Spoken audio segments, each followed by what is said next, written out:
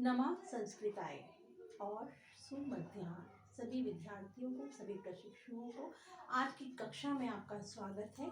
तो आज हम संस्कृत वर्णमाला में आगे बढ़ेंगे कि कान के आधार पर और प्रयत्न के आधार पर वर्णों के कितने भेद होते हैं। सरल तरीके से ध्यान से देखिए।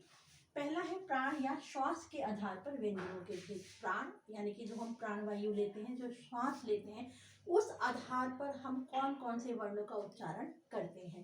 पहला है अल्पप्राण और दूसरा है महाप्राण। अगर पूछा जाए कि प्राण के आधार पर व्यंजनों के कितने भेद हैं, तो उत्तर होगा हमारा दो, पहला अल्पप्राण और दूसरा महाप्राण। अल्पप्राण में कौन कौन से व्यंजन बोले जाते हैं और महाप्राण में कौन कौन से बोले जाते हैं, आइए देखते हैं। अल्पप्राण में वर्ग का पहला, तीसरा और पांचवा और अंतः इस व्यंजन यानी कि या व र ला, पहला, तीसरा, पांचवा। यदि मैं यहाँ पे वर्णमाला लिखूं क ख ग घ अंग, ठीक है, यानी 1 2 3 4 5, यानी कि पहला क, तीसरा ये और पांचवा ये। इसी प्रकार से का च ट त प, प्रत्येक वर्ग का पहला, तीसरा यानी क, फिर आपका ग, फिर अंगा, पहला, तीसरा, पांचवा। प्रत्येक वर्ग के यानी पांचों वर्ग का पहला, तीसरा, पांचवा वर्ण किसमें बोला जाएगा, अल्प प्राण में। फिर उसके बाद क्या बोले जाएंगे, अंताइस व्यंजन यानी कि या व राला, वो आ गए आपके अल्प प्राण। अब इसमें कौन सा बचा, आपका बचा एक तो खा और दूसरा बचा घ, यानी खा यानी कि दूसरा और चौथा। नेचुरल सामान्य सी बात है कि जब अल्प प्राण में पहला, तीसरा, पांचवा चले गए हैं, जो शेष बचे वो कहाँ चले जाएंगे, महाप्राण में। तो महाप्राण में वर्ग का दूसरा और चौथा और साथ में क्या आएंगे, ऊष्म व्यंजन श श स ह। जब अंतः इस किस में चले गए, अल्पप्राण में, तो दूसरा कौन सा बचा आपका, ऊष्म ही बचा, और ऊष्म किस में चला जाएगा, महाप्राण में। तो महाप्राण में कौन कौन से हो गए आपके, दूसरा यानी कि ये, और फिर चौथा यानी कि ख और घ। इसी प्रकार से आपका चाच और ये टा ता पा वर्ग के जो दूसरे और चौथे वर्ण होंगे वो सब किस में जाएंगे, महाप्राण में, और उसके साथ क्या लगेगा आपका श स ह, श श स ह, यानी कि महाप्राण में ऊष्म व्यंजन और वर्ग का दूसरा, चौथा, और अल्पप्राण में वर्ग का तीसरा, पहला, तीसरा और पांचवा। अब इसकी ट्रिक क्या है याद करने की, जो विद्यार्थी मुझसे पढ़ चुके हैं या जिन्होंने मुझे मेरे से कुछ सीखा है, तो मैं उनको साथ साथ पढ़ाने की ट्रिक भी बताती हूँ कि आपको ये याद रहे। तो अल्पप्राण, अब देखो अल्पप्राण आ से शुरू है, तो आ से क्या होगा, अगर अल्पप्राण है तो आ से हो जाएगा आपका अंतः इस, तो याद रहेगा अल्पप्राण का आ और आ से ही अंतः इस, तो इसमें 11 लावा आ गए। अब इसकी एक संख्या याद कर लेते हैं, 135, यानी अंतः इस 135 से 135 अंतः इस किस में चले जाएंगे, अल्पप्राण में। तो अल्पप्राण की ट्रिक याद करने की क्या है, एक तो इसमें अंतः इस आएंगे और दूसरा आएगा 135। अब 135, अब बताओ इसमें बचा क्या, अब एक तो बचा हमारा ऊष्म और दूसरा क्या बचा इसमें 24। अब जो संख्या यहाँ पे ऊष्म और 24 की लिखी है वो किस में चली जाएगी, महाप्राण में। तो महाप्राण की संख्या क्या रहेगी, 24। 24 का मतलब है प्रत्येक वर्ग का दूसरा और चौथा और साथ में ऊष्म व्यंजन। तो ये याद करने की ट्रिक है, अल्पप्राण और महाप्राण को व्यंजनों की। परीक्षा में बहुत सारी हम जब बहुत सारी चीज़ें पढ़ लेते हैं, याद कर लेते हैं, तो वहाँ पे थोड़ी खिचड़ी सी पक जाती है, लेकिन अगर हम ट्रिक के सहारे से जब कोई चीज़ पढ़ते हैं तो वो हमें सदैव याद रहती है। तो अंतः इसकी संख्या 135 और ऊष्म की 24, अंतः इस सॉरी अल्पप्राण की 135 और आपके महाप्राण की 24, इसमें आएंगे अंतः और इसमें आएंगे आपके ऊष्म व्यंजन। तो आशा करती हूँ आपको ये प्राण के आधार पर जो व्यंजनों के भेद मैंने आपको समझाए समझ में आ गए होंगे। अब बात करते हैं हम प्रयत्न के आधार पर। अब प्रयत्न के आधार पर व्यंजनों का वर्गीकरण कैसा, इसको भी याद करने की बहुत सरल ट्रिक है। आप कैसे याद करेंगे, पहले आइए इसको समझते हैं। पहला है इसका आभ्यंतर प्रयत्न। आभ्यंतर यानी इसे आस्य प्रयत्न भी बोलते हैं और आभ्यंतर प्रयत्न भी कहते हैं, और दूसरा है आपका बाह्य प्रयत्न, ठीक है। आभ्यंतर यानी मुख के अंदर, मुख के अंदर यानी हम जिन वर्णों को जब हम बोलते हैं तो बोलने से पहले जो हमारे मुख के जो अवयव होते हैं, भाग होते हैं, वो प्रयत्नशील हो जाते हैं, एक्टिव हो जाते हैं, सक्रिय हो जाते हैं। तो उस भाग को क्या कहा जाता है, आभ्यंतर प्रयत्न। उसको कहते हैं कि हम अंदर से जब किसी चीज को बोलने की प्रक्रिया, चेष्टा करते हैं, ठीक है ना, इस वर्णों को स्फुट करने के लिए, निकालने के लिए, तो वो प्रयत्न कौन सा होता है, आभ्यंतर। लेकिन जब वर्ण जो हमारे जो वर्ण है जहाँ से जिस स्थान से निकलते हैं, उच्चारण स्थान से, जब वो इसे स्पर्श कर जाते हैं तो वो एक ध्वनि उत्पन्न करते हैं और मुख से बाहर निकलते हैं, तो उसे बोलते हैं बाह्य प्रयत्न, ठीक है। तो आभ्यंतर प्रयत्न आपके 5 प्रकार के हैं और बाह्य प्रयत्न आपके कितने, 11 प्रकार के। बहुत सरल तरीके से कैसे करेंगे आइए इसे देखते हैं। आभ्यंतर प्रत्यय पहला है स्पृश, दूसरा है ईषद स्पृश, तीसरा है ईषद विवृत, चौथा है विवृत और पांचवा है समृत। यानी कि 5 हो गए, स्पृश, ईषद स्पृश, ईषद विवृत, विवृत समृत। अब इसको याद करने की ट्रिक क्या है? स्पृश तो अपने नंबर 1 पे याद ही रहेगा, क्योंकि स्पृश, ईषद, ईषद का मतलब होता है कम, ईषद का मतलब क्या होता है? कम, और विवृत फिर समृत। अब देखो स्पृश में क्या आ जाएंगे? सारे के सारे स्पर्श व्यंजन आ जाएंगे, यानी जो हमने आरंभ में वर्णमाला पढ़ी थी, स्पर्श व्यंजन का, ख, ग, घ, अंग, चा, छ, ज, झ, इया, टा, ठा, डा, डा, णा, ता, था, धा, धा, ना, पा, फा, भ, व, म, वो सब किस में चले गए? आपके स्पृश, यानी कि जीवा जहां पर मुख के प्रत्येक अवयव को जहां पर स्पर्श कर रही है, तो वो हो जाएंगे हमारे स्पर्श व्यंजन। दूसरा है ईषद स्पृश, ईषद यानी कम स्पर्श कर रही है, कम उस चीज को छू रही है, तो उसमें आ जाएंगे सारे के सारे अंतःस्थ व्यंजन। आप जानते ही अंतःस्थ व्यंजन हमारी संख्या में 4 है, या, र, ल और व।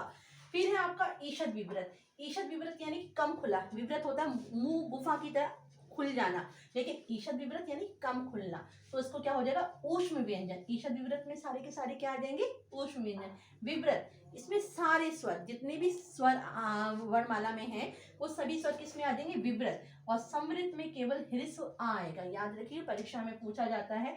हम विवृत में सभी स्वर याद कर लेते हैं, कि हम समृत में ह्रस्व आ याद रखना है। उसके बाद आई हमारी बाह्य प्रयत्न। बाह्य प्रयत्न को याद करने की बहुत सरल, बहुत आसान मैं आप लोगों को तरीका बताऊंगी, जो आपको सदैव स्मरणीय रहेगा। मुझे भी आज तक याद है, मैं भी कभी इसे भूली नहीं हूँ। देखो, पहले हम बाह्य प्रयत्न के 11 प्रकार पढ़ लेते हैं। पहला है अघोष, दूसरा श्वास, तीसरा विवार, चौथा संवार, पांचवा घोष, छठा नाद, अल्पप्राण, महाप्राण, उदात, अनुदात और स्वरित। आपने अभी अल्पप्राण, महाप्राण, उदात, अनुदात, स्वरित तो जस्ट अभी थोड़ी अभी पढ़े हैं, और कल भी मैंने आपको इनको बताया था। अब देखो, अघोष, श्वास, विवार। अब आप देखो तो अघोष का आ, तो हम यहाँ पे ले लेते आ, और फिर ले लेते हैं श्वास का श, और विवार का ले लेते हैं वी। तो अब बताओ क्या शब्द बन गया? बोलो, अश्वी बन गया। तो अश्वी याद कर लिया मैंने। अश्वी, अश्वी किस में आएगा? अब अश्वी को याद करने का कारण क्या है? कि अश्वी में, यानी कि अघोष, श्वास और विवार में वर्ग का पहला, दूसरा, श, श, सा, इसमें हा नहीं आएगा। ऊष्म व्यंजन का क्या नहीं आएगा? हा नहीं आएगा। केवल वर्ग का पहला, दूसरा, श और श और सा, ये 3 आएंगे, ठीक है ना? यानी वर्ग का पहला, दूसरा, और फिर ये श, और ये षटकोण वाला श, और साथ में सा, केवल हा नहीं आएगा इसमें, ठीक है? और ये सारे के सारे वर्ण किस में आते हैं? खर प्रत्याहार में। किस में आते हैं? खर में। याद रखना, खर प्रत्याहार में वर्ग का पहला, दूसरा, श, सा, सा, ये सब खर प्रत्याहार में आते हैं। इसके बाद में आपको प्रत्याहार भी पढ़ाऊंगी बहुत सरल तरीके से, कैसे याद करेंगे, कैसे याद रहेंगे वो आपको सदैव, ठीक है? अभी हम बात करते हैं बाह्य प्रयत्न की। अघोष, श्वास, विवार, यानी कि इसका नाम क्या रख दिया मैंने? अश्वी। अश्वी को याद कर लो, तो अगर देखा अश्व, घोड़े जैसा नाम लग रहा है, तो ये घोड़ा हो गया, और खर बोलते हैं गधे को, यानी घोड़ा, गधा। मतलब याद करने के उद्देश्य से बात कर रही हूँ, यहाँ पे इसका अर्थ ये नहीं है, सिर्फ अपने आप को ध्यान दिलाने के लिए। तो अब यहाँ पे क्या हुआ? अश्वी, यानी कि अश्वी में कौन कौन से आ जाएंगे? अघोष, श्वास और विवार। और इसमें कौन से आएंगे? वर्ग का पहला, दूसरा, श, श और सा, ठीक है? ये तो हो गया। और इसमें अश्वी में, क्योंकि एक बार टैट में भी एक बार प्रश्न आ चुका है कि खर प्रत्याहार में कौन कौन से वर्ण आते हैं, या फिर विवार या श्वास या अघोष किसके अंदर, किस प्रत्याहार में जाएंगे, तो आंसर होगा खर प्रत्याहार में, ठीक है? तो आपको ये हो गया अश्वी, ये मैं मिटा रही हूँ। आप लोग इसको चाहे तो एक नोट्स बनाकर लिख भी सकते हैं, या स्क्रीनशॉट ले लीजिए, मैं साइड में हो जाती हूँ, ठीक? अब दूसरी ट्रिक देखिए, अब आगे बताती हूँ मैं आपको। अब देखिए आगे, अब ये तो हो गया यहाँ पर अघोष, श्वास, विवार के लिए खर प्रत्याहार, वर्ग का पहला, दूसरा, छठा और सा। अब बात करते हैं हम इसकी चौथा, पांचवा, छठा।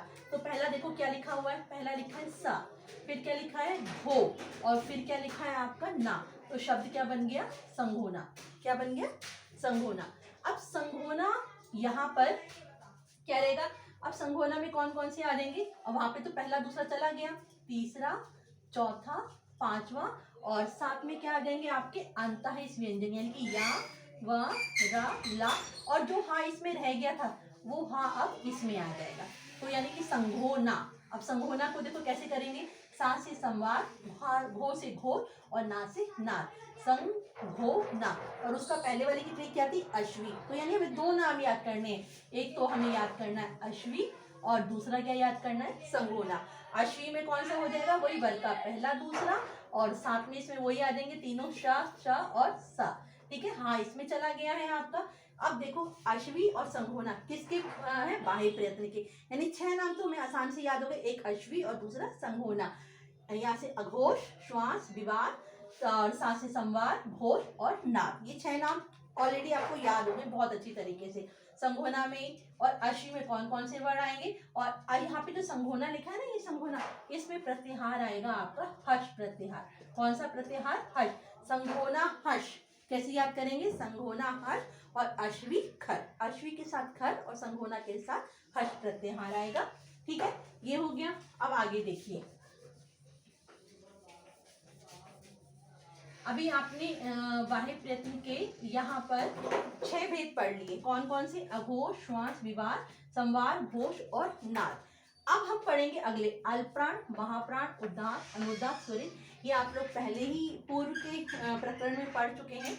अब अल्पप्राण की संख्या देखो, मैंने यहाँ पर बताती हूँ अल्पप्राण की संख्या क्या रहेगी, यहाँ पर 135, यानी कि वर्ग का पहला, तीसरा, पांचवा और साथ में 29 व्यंजन। फिर महाप्राण में जो संख्या बची, दूसरा और चौथा और साथ में ऊष्म। ठीक है, अब अल्पप्राण और महाप्राण जस्ट अभी थोड़ी देर पहले ही आपने पढ़ा था, तो इसकी संख्या 135 है और महाप्राण की संख्या क्या रहेगी, 24, और इसके साथ ऊष्म याद कर लीजिएगा। 24 ऊष्म है और 135 अंतः। 135 अंतः इस व्यंजन नहीं है, बस ये अपने याद करने के लिए है कि 135 साथ में अंतः और 24 साथ में ऊष्म। उदात्त, अनुदात्त, स्वरित, इससे पहले उच्चारण के आधार पर स्वरों का जो वर्गीकरण पढ़ा था उसमें तीनों आ गए थे। उच्च स्वर में हो तो उदात्त, निम्न स्वर में हो तो अनुदात्त, और उच्च से प्रारंभ और निम्न पर समाप्त तो वो हो जाएगा आपका स्वरित। तो इस प्रकार से आज हमने वर्णमाला में, संस्कृत वर्णमाला में हमने एक तो प्राण के आधार पर और प्रयत्न के आधार पर वर्णों का वर्गीकरण पढ़ा।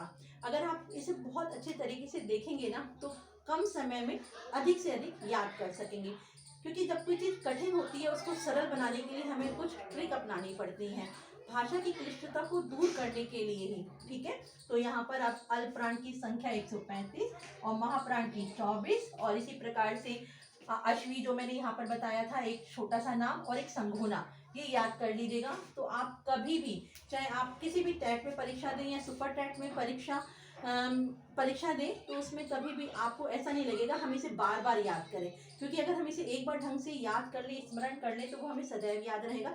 और दूसरी बात, जब आप इसे पढ़ लेते हैं तो हमेशा याद रखें कि अपने मुख में ना रखें इसे, क्योंकि अगर मैं भी इसे अपने पास रखूंगी और दूसरों को नहीं बताऊंगी या इसको आगे अध्ययन नहीं करूंगी, तो मैं भी कभी ना कभी इसे भूल जाऊंगी। तो मैं आप लोगों से यही कहूंगी कि किसी भी परीक्षा की तैयारी या किसी भी अध्ययन में लगने पर कुछ भी आप पढ़े तो उसको आपस में एक दूसरे को बोले जरूर और उसको लिखें अवश्य। संस्कृत एक ऐसा विषय है, मात्र यहाँ पर पढ़कर नहीं होता जब तक कि उसको अभ्यास में न लेकर आया जाए। ठीक है, तो आज की कक्षा मैं यहीं पर समाप्त करती हूँ। आशा करती हूँ आपको संस्कृत वर्णमाला में सभी चीज़ें स्पष्ट हो गई होंगी। धन्यवाद।